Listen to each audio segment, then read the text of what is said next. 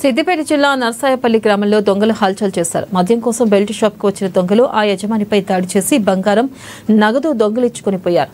నర్సాయపల్లి గ్రామంలో ఎల్ల వెంకటేష్, కవిత దంపతులు బెల్ట్ షాప్ నిర్వహిస్తున్నారు. గత రాత్రి గుర్తు తెలియని వ్యక్తులు బెల్ట్ షాప్ వద్దకు మద్యం కావాలని వచ్చి వెంకటేష్, కవితపై దాడి చేసి ఇంట్లో ఉన్న 5 తులాల బంగారం దోచుకెళ్లారు. ఇక బాధితులు ఇచ్చిన ఫిర్యాదు మేరకు పోలీసులు ఘటనా స్థలానికి చేరుకుని విచారణ ప్రారంభించారు.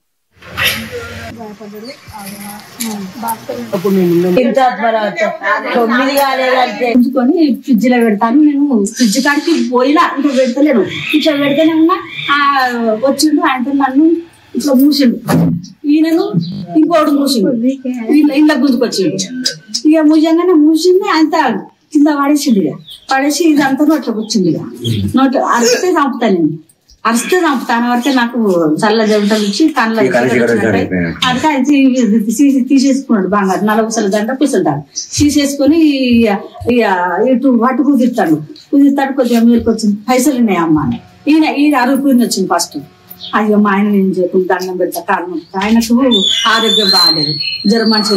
మీకు పైసలు కావాలంటే 16,000 నా ఇంట్లో ఉంది, నేను ఇస్తాను. నేనేమనుకుంటు బిడ్డ దండం పెడతా, నా కొడుకు అటువంటి వాళ్ళు అని తీసుకొచ్చిన. నన్ను ఇట్లా పట్టుకొని వచ్చిండు.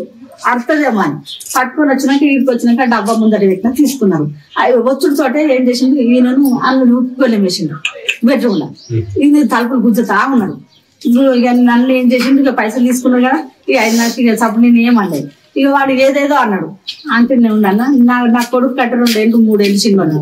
నా చెరువు రావద్దు బిడ్డ, మీకు ఒక తల్లిని, నా చెరువు రావద్దు బిడ్డ బాగా